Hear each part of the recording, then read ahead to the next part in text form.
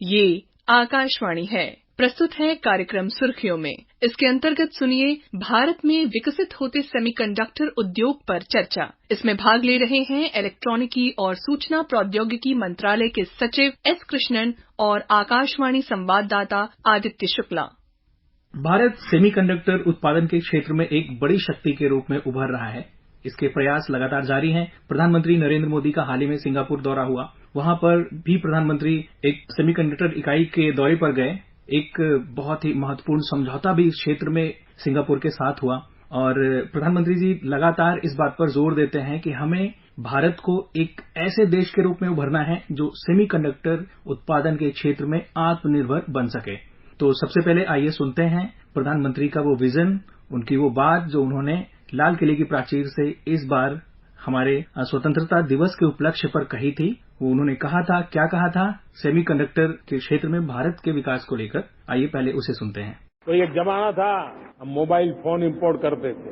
आज mobile phone manufacturing का ecosystem बना है, एक बहुत बड़ा हब बना है और आज मोबाइल फोन दुनिया में एक्सपोर्ट करने लगे हैं। ये भारत की ताकत है। साथियों, भविष्य के साथ सेमीकंडक्टर जुड़ा हुआ है, आधुनिक टेक्नोलॉजी जुड़ी है, एआई जुड़ा हुआ है। हमने सेमीकंडक्टर मिशन पर काम शुरू किया है। हर उपकरण में मेड इन इंडिया चिप क्यों न हो, क्यों ये सपना मेरे देश का नौजवान देखे। टैलेंट यहाँ है, सारे इस प्रकार के रिसर्च काम हिंदुस्तान में होते हैं, तो प्रोडक्शन भी हिंदुस्तान में होगा, सेमीकंडक्टर का काम भी हिंदुस्तान में होगा।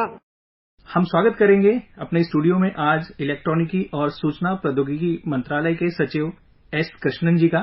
सर, बहुत बहुत स्वागत है। धन्यवाद। आज हम सेमीकंडक्टर उद्योग के बारे में एक बहुत ही महत्वपूर्ण चर्चा कर रहे हैं और हम सबसे पहले जानना चाहेंगे आपसे भारत के सेमीकंडक्टर उद्योग की वर्तमान स्थिति क्या है। अभी अगर हम देखें तो सेमीकंडक्टर उद्योग में हम भारत में अभी पहले कदम ले रहे हैं। बहुत सालों से हमने कोशिश किया है कि भारत में एक सेमीकंडक्टर का प्रोडक्शन शुरू करें, लेकिन इतने साल में ये हो नहीं पाया। करीब करीब 1960s से लेके हमारी ये प्रयत्न जारी थे, लेकिन आज तक हम ये सेमीकंडक्टर प्रोडक्शन में भारत के लिए एक इम्पोर्टेंट जगह हमने तय नहीं किया है। अभी पहली बार जो है इंडिया सेमीकंडक्टर मिशन जो अभी सरकार ने चलाया था और जिसके अंतर्गत करीब करीब 76,000 करोड़ की लागत भारत सरकार ने उसके लिए प्रोविजन किया है, उसके अंतर्गत हमारे 5 नए सेमीकंडक्टर यूनिट्स भारत में बनने की अभी तय किया गया है और ये यूनिट्स, पहली यूनिट जो माइक्रॉन की यूनिट है उसकी कंस्ट्रक्शन शुरू हो गई है। वो सानंद गुजरात में काफी एडवांस कंस्ट्रक्शन उसका हो गया है। उसका पायलट यूनिट बन गया है, वहां पे इक्विपमेंट लग गया है और वहां पे प्रोडक्शन शुरू भी हो गया है। उत्पादन शुरू होके वहां से पहला चिप भी निकल गया है। इसी तरह टाटा इलेक्ट्रॉनिक्स के भी 2 यूनिट लगने हैं। एक ढोलेरा में उनका फैब लग रहा है जो कि चिप का एचिंग करेगा। वो जो बेसिक प्रोडक्शन रिक्वायरमेंट है सेमीकंडक्टर चिप का, वो ढोलेरा में टाटा इलेक्ट्रॉनिक्स द्वारा किया जाएगा। वही टाटा इलेक्ट्रॉनिक्स असम में भी एक यूनिट लगा रहा है। वो जो पैकेजिंग यूनिट कहलाते हैं सेमीकंडक्टर इंडस्ट्री में, वो पैकेजिंग यूनिट लगा रहे हैं जिसमें कि ये चिप को पैकेज करके इंटीग्रेटेड सर्किट बनाया जाएगा। और वहां पे भी उन्होंने एक पायलट प्रोडक्शन यूनिट लगा है एक्सपेरिमेंटल बेसिस पे। वो कर्नाटका में बेंगलुरु के पास वेमगल करके एक जगह पे लगाया है और वहां से उनका फर्स्ट कमर्शियल प्रोडक्शन उत्पादन जो है, इनिशियल उत्पादन जो है शुरू हो गया। प्राथमिक उत्पादन शुरू होके उन्होंने पहला चिप वहां पे बनाया है। तो इस हिसाब से अगर हम देखें, इसके अलावा 2 और यूनिट लगने हैं। एक सीजी पावर एक प्राइवेट कंपनी है, इंडिया का ही कंपनी, वो एक और यूनिट लगा रहे हैं सानंद में। और पिछले हफ्ते यूनियन कैबिनेट ने, केंद्रीय मंत्रिमंडल ने एक और स्कीम का अप्रूवल दिया है और वो है केन्स टेक्नोलॉजीज का, उनका एक नया स्कीम का भी अप्रूवल दिया है। सो इस हिसाब से अगर हम देखें तो 5 सेमीकंडक्टर यूनिट का ऑलरेडी अप्रूवल हो चुका है और भी यूनिट्स आने की संभावना है। और कुछ लक्ष्य तय किया गया है कि ये कब तक बनकर तैयार होंगे। जैसे पहली यूनिट का प्रोडक्शन जो है, पहले मेजर यूनिट जो माइक्रॉन यूनिट है, उसका उत्पादन, पहला उत्पादन अगले साल दिसंबर तक होने की उम्मीद है।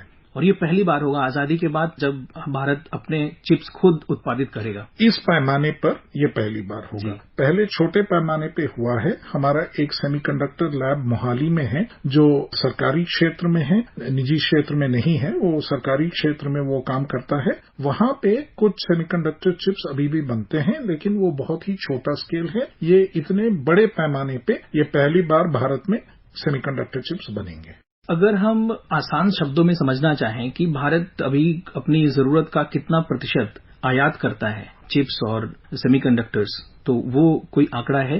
आज तो हमारे भारत में जितने भी हमारे इलेक्ट्रॉनिक डिवाइसेस हम यूज करते हैं, जैसे सेल फोन्स, घर पे बहुत सारे एयर कंडीशनर्स या गाड़ियों में जो मोटर कार और इलेक्ट्रिक स्कूटर, ये सब चीज में जो चिप्स लगते हैं, ये सारे इंपोर्टेड चिप्स हैं। भारत में अभी कोई चिप्स बनते नहीं हैं। भारत में सेमीकंडक्टर क्षेत्र को मजबूती देने वाली वो कौन से कारक हैं? और जैसे प्रधानमंत्री जी इसमें स्वयं भाग लेते हैं, वो बार बार इसको कहते हैं, दोहराते हैं, तो प्रधानमंत्री जी के विजन के अलावा सरकार अपने स्तर पर जो नीतियां लाती है, वो आपने उनमें से कई का जिक्र अभी किया। हम चाहेंगे आप विस्तार से और बता सकें कि ये जो निवेश है निजी क्षेत्र का, उसके साथ सरकार निजी क्षेत्र के साथ मिलकर कैसे सेमीकंडक्टर उद्योग को और बढ़ावा देने के लिए प्रयासरत है। ये ऐसा है कि अगर आप हमारा इंडिया सेमीकंडक्टर मिशन देखेंगे तो इंडिया के जो औद्योगिक नीतियां हैं, पॉलिसीज हैं, इंडस्ट्रियल पॉलिसी है, उसमें से सबसे बोल्ड, मतलब बहुत ही फॉरवर्ड लुकिंग, दीर्घदर्शी एक पॉलिसी है ये। नॉर्मली तो जो हम गवर्नमेंट का सब्सिडी देते हैं, सरकारी साइड से जो इंसेंटिव या सब्सिडी देते हैं, वो हमेशा जब उत्पादन शुरू हो जाता है उसी के बाद वो कंपनी को मिलती है, क्योंकि उन्होंने पूरा अपना पूंजी वो इंडस्ट्री में लगा के, उसका पूरा निर्माण करके, इंडस्ट्री में सारा इक्विपमेंट लगा के जब वो उत्पादन शुरू करते हैं, उत्पादन शुरू होने के बाद ही उनको सरकार की तरफ से जो राशि है वो मिलती है, सब्सिडी जो है मिलती है। और दूसरी बात ये कि सब्सिडी यूजुअली जो है 20-25% के आसपास रहती है, उससे ज्यादा हम नहीं देते हैं। तो सेमीकंडक्टर स्पेस में जो है, इसमें हमने भारत सरकार की ओर से 50% तक सब्सिडी देने का हमने कमिटमेंट दिया है। यानी अगर आपका इन्वेस्टमेंट 100 रुपए का है तो उसमें से 50 सरकार दे रही है, केंद्र सरकार दे रही है। उसके अलावा राज्य सरकार भी कुछ राशि दे रही है, वो भी 20-25% के आसपास दे रहे हैं। और ये सब्सिडी जो है नॉर्मली, जैसे मैंने बताया, वो प्रोडक्शन जब शुरू होता है, मतलब पूरा बन के जब उत्पादन शुरू होता है तभी मिलता है उनको। लेकिन ये सेमीकंडक्टर मिशन के अंतर्गत ये सब्सिडी उनको जैसे वो फैक्ट्री बनाते चलते हैं और उनका जैसा जैसा पैसा खर्चा होता है, उनकी पूंजी जैसे लगती है, उसी वक्त सरकार की भी पूंजी उसी के साथ लगती है। ये इसको कहते हैं पारी पासू बेसिस। उन्होंने 1 रुपया खर्चा किया तो सरकार का 1 रुपया लगता है, और उस हिसाब से वो पूरी फैक्ट्री बन के खत्म होती है और उसके बाद उत्पादन शुरू होता है।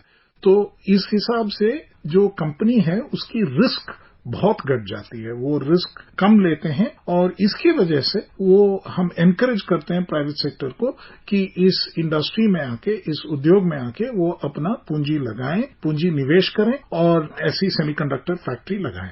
इसमें इसका मुख्य कारण ये है कि सेमीकंडक्टर फैक्ट्री लगाने में रिस्क ज्यादा है, इसमें पूंजी बहुत ज्यादा लगता है, और जो प्रोडक्शन जो होता है वो उससे उनको उसको बेच के जो उनको रेवेन्यू जो आता है वो बहुत दिन के बाद ही आता है। सो पेबैक पीरियड बहुत लंबा होता है। सो दुनिया के और देशों में भी जहां जहां सेमीकंडक्टर यूनिट्स लगे हैं, उनका हमेशा यही होता है कि सरकार की ओर से जरूर कोई सब्सिडी दी जाती है। ये यूनाइटेड स्टेट्स हो, जापान हो, कोरिया हो, ताइवान हो, चाइना हो, हर एक देश में उनको सब्सिडी मिलता है, ऐसे फैक्ट्रीज को सब्सिडी मिलता है। ये ग्लोबली एक्सेप्टेड एक प्रैक्टिस है। और अभी भी आप मानो तो ये चिप्स एक्ट करके अमेरिका में उन्होंने चलाया है, और उसके अंतर्गत जो नए सेमीकंडक्टर फैसिलिटीज वहां बन रहे हैं उनके लिए वो सब्सिडी देते हैं। ताइवान में भी, कोरिया में भी ऐसी ही सब्सिडी दी जाती है। अगर हम ऐसी सब्सिडी नहीं देंगे निजी क्षेत्र को तो वो आके इस इंडस्ट्री में इन्वेस्ट नहीं करेंगे। बिल्कुल, हमने बात की प्रधानमंत्री जी की, जो उनका विजन है उसके बारे में बात की, और हमने बात की कि कैसे सरकार अपनी नीतियों के सहारे निजी क्षेत्र के निवेश को साथ लेकर कैसे सरकार चल रही है। आपने बताया कि ₹1 सरकार का और ₹1 निजी क्षेत्र का, साथ मिलकर हम एक कंपनी बनाएंगे और फिर हम सेमीकंडक्टर उत्पादन करेंगे। इसमें एक और बहुत महत्वपूर्ण पहलू आता है प्रोफेशनल्स का, वो वर्कफोर्स जो उन कंपनियों में काम करेगी। तो उसके बारे में भी हम आपसे जानना चाहेंगे कि सरकार एक कुशल कार्मिकों को तैयार करने के लिए क्या उपाय कर रही है।